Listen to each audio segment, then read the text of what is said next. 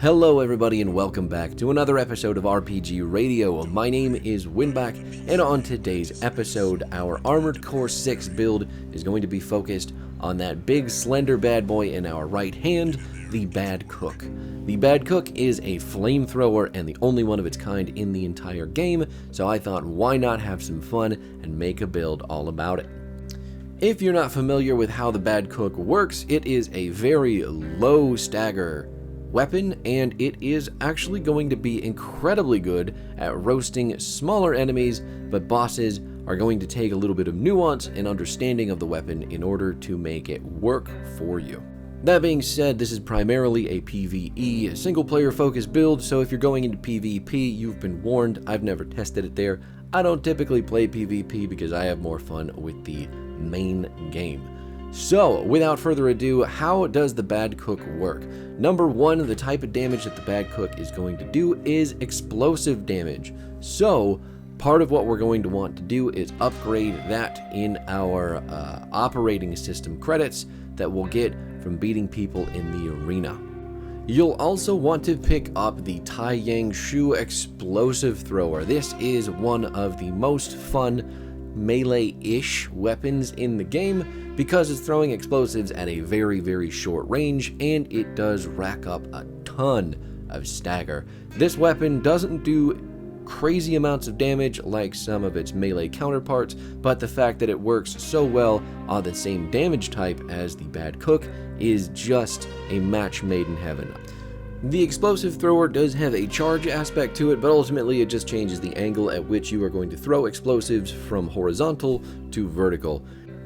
The next big workhorse weapon on this kit is going to be the VP60 LCD, Diffuse Laser Cannon, which is just long form for an energy shotgun mounted to your shoulder. This thing can be charged to deal lots of damage and lots of stagger from a distance or up close, and if you are like me, you'll just spam that button for the shotgun aspect when you are nice and toasty right up in the face of every bad guy in the game. The Chang Chen also cannot be understated, incredibly good machine gun with high impact values and a high mag, and that couples incredibly well with the flamethrower. The rest of the parts for this build are all built around keeping weight in mind, keeping attitude stability, which is our stagger meter, up, and making sure that we have a decent health bar. So the Mind Alpha parts are going to be your chest and your arms, both of those from the Mind Alpha sets, which you unlock through log hunts. As you can see, it's a middleweight biped AC, and it's going to have about as much AP as you'd figure. It's 11,000-ish, and it's really easy to lose that first 1,500 to small arms fire and dopey little bad guys all throughout the level leading up to the boss. That being said, it will never be more fun with any other weapon to roast them alive. The boosters for this build are actually the only ones that will fit, and that is the G1 P10 boosters. These guys are the only one who will fit the weight requirement and not leave us at an energy shortfall. So hook those bad boys up, move on to your FCS, and make sure that you know that you are a close range baddie and you are going to need the FCS from Balaam the Abbot to do that. Everything else in this build is pretty easy to work around. Just remember, it's a little bit of a balancing act. Everything comes together very particularly to make sure that we're under the weight limit and we are under the energy load limit, so we can actually move around and keep people nice and toasty from that up close range where the flamethrower is going to do its best. For the purposes of this video though, since it's a New Game Plus build, we're going to be taking on a couple different bosses. Mainly, we are going to take care of Balteus and Sula in the first mission. The next big bad that we're going to hunt down is going to be the Sea Spider, because I can't think of a better way to kill a gigantic mechanical spider than with a giant mechanical flamethrower and just shoving it directly up his face hole. And to cap it all off, we're going to end on one of the most ridiculously difficult missions in the game for this type of build, which is the mission in which you are supposed to prevent the corporate salvage of PCA tech.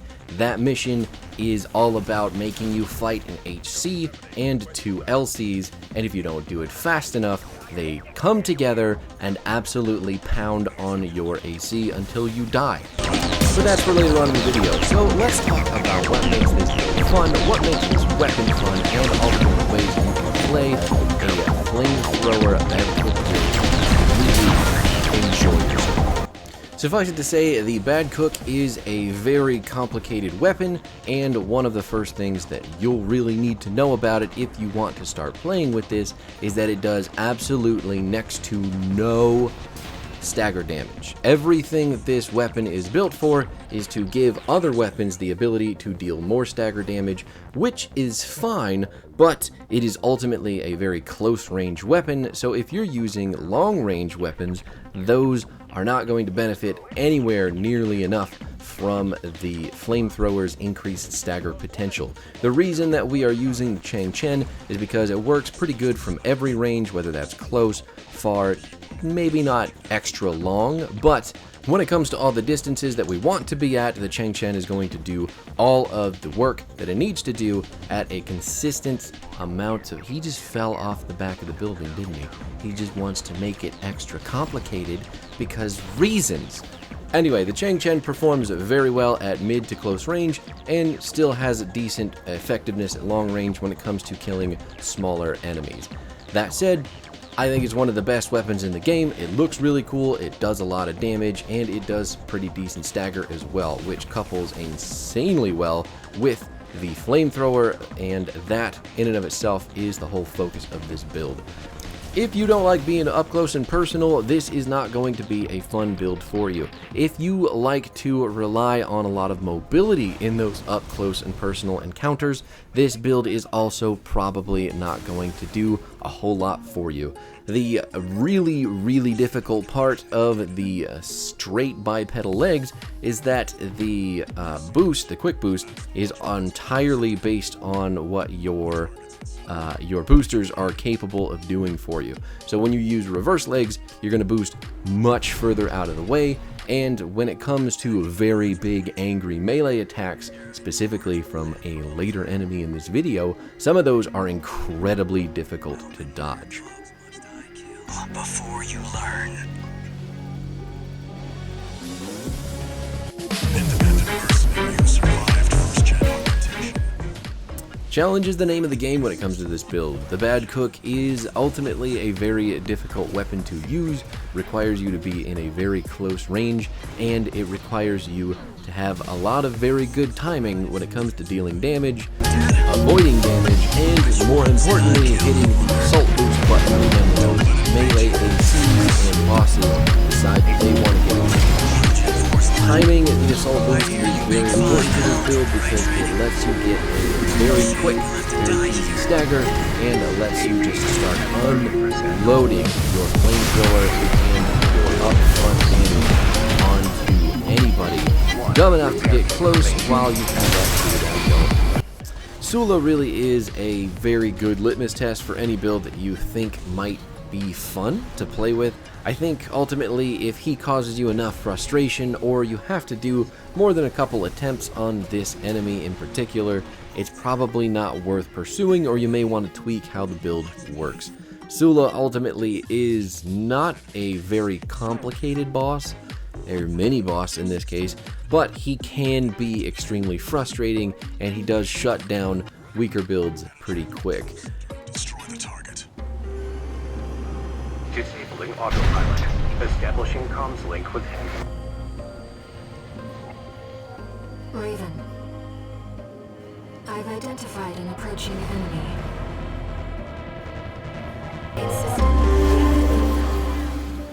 Unlike Sula, however, Balteus is known as a great filter for a reason. This boss is nightmarishly difficult if your build is not exactly the way that you need it to be and you're very familiar with it. Unfortunately, that means that I know the Flamethrower, the bad cook, in this particular fight is going to be less than effective for at least 50 to 60% of the battle. The bad cook actually will not be doing any damage to Balteus himself because it does not deal any meaningful damage to the shield around him. And that is going to be the same for basically every shielded enemy in the game.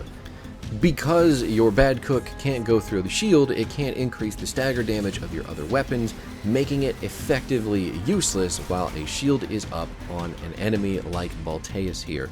The good news, however, is that when you break that shield, especially with Balteus, you get a big free stagger. So when the stagger goes down, your bad cook does kick in pretty heavily, making the Chang Chen and the diffused laser cannon on your back deal much heavier damage, especially to a big stationary staggered boss like Balteus.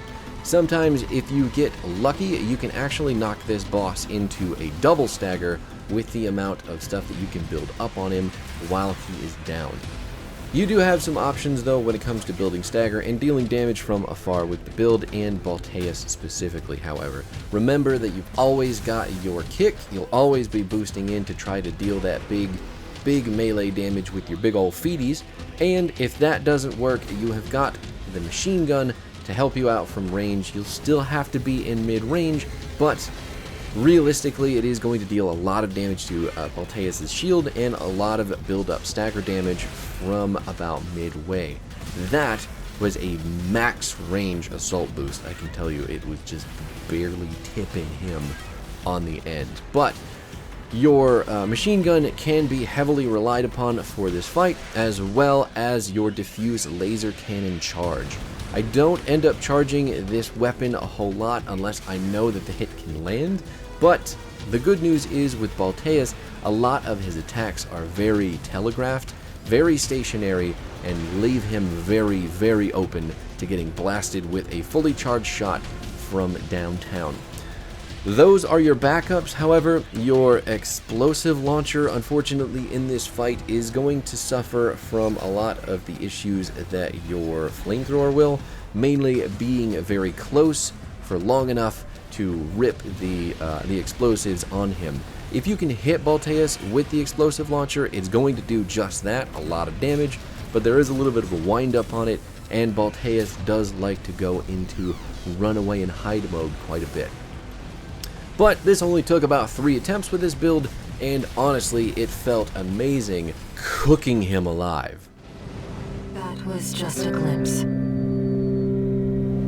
Within firing range of the PCA's satellites. But we can't celebrate too soon because we have to go and fight everyone's favorite boss to hate in the entire game, the Sea Spider. That may be a topic for debate. I know a lot of people probably hate the Ibis and Aerie just as much, but the Sea Spider holds a place in my heart next to wet socks and really spicy. That is to say, I hate it, and it's terrible, and I'm going to relive it on the internet over and over again, because that's what you do when something sucks. You show everybody how to kill it, and then you get the claps and the internet points, right? If there is a silver lining to this boss, it is that the level prior to him is actually really fun. It is one of the few portions in the game leading up to a boss that feels almost as dangerous as the boss itself, and all that adrenaline, all that anxiety really builds up to some really cool moments. AC6 is a beautifully cinematic game, and all the action built into it will make you feel like a god at times. Other times, it'll smash you into tiny worm-like pieces, but you know, you take the highs and you take the lows. That being said though, with a boss encounter about to flop down on top of us from the rafters, I guess we do need to talk a little bit about strategy and the best ways to deal with this boss, because it is never going to get easier unless you cheese it out and let that smudge sit in the back of your mind while you go through the rest of this game.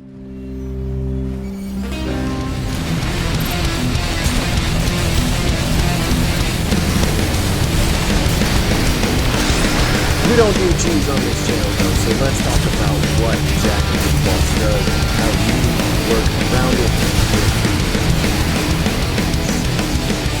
The good news for you is that you can actually do more damage than I am in this video because I do not have my OCS tuned for explosive damage.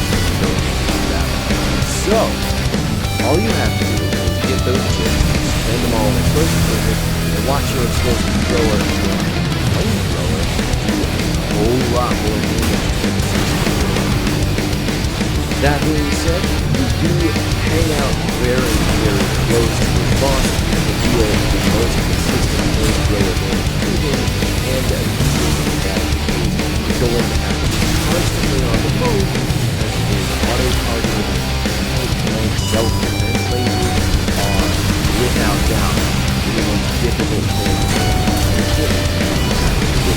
Because they stagger you so easily, because they go off often, because it's very tough to actually just dodge them. Dealing damage in this boss is very difficult from our specific category. That being said, the missile that launches out as well are something you have to be aware of. They hide between. They're also very tough to see coming. Barring those few things though, the rest of this boss fight is incredibly dodgeable and incredibly rewarding if you can manage to get the dodge in time at the right range so that you can unload your damage. Your explosive thrower is going to stack up stagger very quickly, and if you're able to dodge his melee stomp in his first phase, you can rack up stagger pretty quickly. That being said, once your explosive thrower goes out, you switch over to your machine gun, flamethrower machine gun combo as you spin in circles around the guy, and you'll stack that stagger and damage bar up much quicker. Sending him into a stun state, letting you deal extra damage to him. You can also take OCS points into increased damage in this staggered state. That is going to help this build out a lot, especially when it comes to dealing with bosses, because they are an absolute bane. Once he gets into flying mode though, Pinecone is much more difficult. You do have to do a lot more aerial dodging. You can't get quite as close to him as you need to with the flamethrower to build that damage up, so you have to take your opportunities when you can get them. Remember to utilize your charged diffuse laser cannon as often as possible when he is too far away, and remember that the Chang Chen does have a very, very decent range to stack up that stagger bar. I hate the spider, and I just want to show a little bit more disrespect to his corpse because he's a Pinecone now, and that is much less intimidating.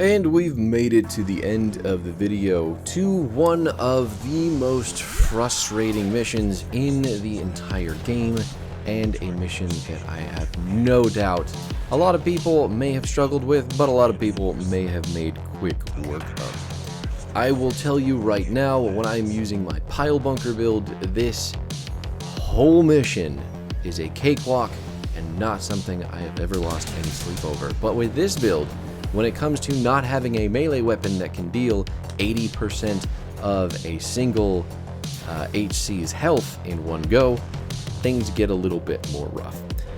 Because of that, this mission particularly is one that I chose as a very difficult, challenging mission for an already very difficult and challenging build, and it really speaks to the philosophy, at least of design in Armored Core 6, in that the developers want you to change weapons to suit specific situations.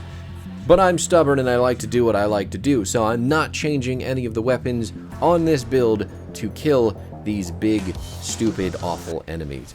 The other terrible part of this whole encounter is the ridiculous number of MTs that can do crazy damage to you, increase your stagger from miles away, while the HC goes directly for your face the entire time because it is a quote-unquote close-range suit.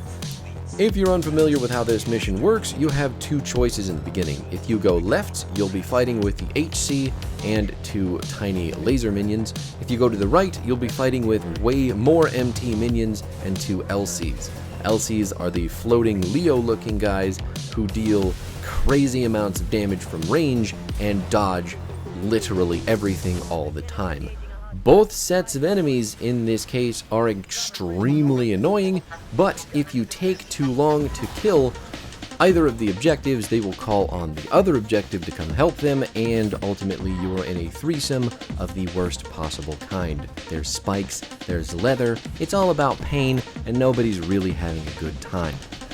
For the sake of the video, I'm going to rock it with one of the failures, one of the many failures of the mission, and you get to see just how stupid these enemies are when they get up close and personal, or in the LC's case, how awful they are from range, floating around, being terrible, and taking your health bar down without a whole lot for you to do about it. Because this build is fairly anti-mobile, that is going to be a rough spot for any part in the game in which you're playing this type of flamethrower focused stagger build. As far as strategy is concerned, when it comes to this mission, ultimately the HC is the easier of the 2 legs to tackle.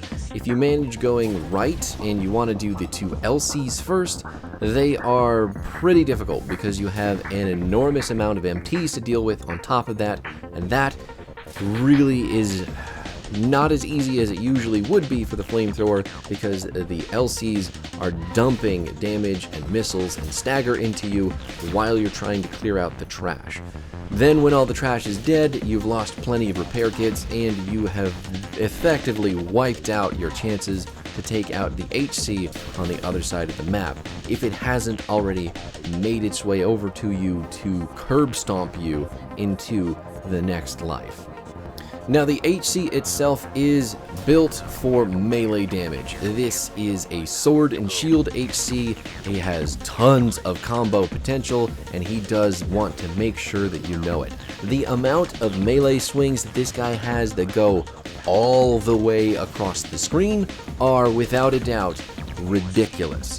The only real way that you can dodge most of these attacks is by going vertical, and with this build, that really is just something you have to clear 100 years in advance, because the vertical jump on this build is very slow and the thrusters themselves don't have much vertical boost either. We're more of a quick boosty type of AC, and that being said, he's a horizontal sword swinger, so there really is just no way to dodge left and right. You can dodge through him sometimes, but really you're going to get caught if you're not jumping up, so prepare for a lot of frustration. Now, the LCs are a little bit easier to deal with when they're away from all of their minions, but they do like to float at very far ranges as far as our build is concerned, so getting them to nice toasty levels with the Bad Cook and the Chang Chen is a little bit more difficult. The good news is they like to spend a lot of their dodges while you are trying to blast them with the flamethrower, so you can whittle those down and start burning them away with your Chang Chen after all the dodges are dispensed with. The rough part of it is that the range that they like to stay at is just outside of the range of your flamethrower, so you really have to sacrifice a lot of health and a lot of mobility to get into them to shut them down. It is beyond frustrating to deal with, and I understand if anybody is playing this build on this mission and says, forget it, this is not worth the trouble. They float outside of explosive thrower range too, and I cannot tell you how many times they just boost away from that huge AoE and say, haha, you're stupid, I hate you. But that is it for me, everyone. Thank you so much for hanging out for this week's Armored Core 6 build. We got a rank C because I just see myself never doing that again. Peace out, everybody.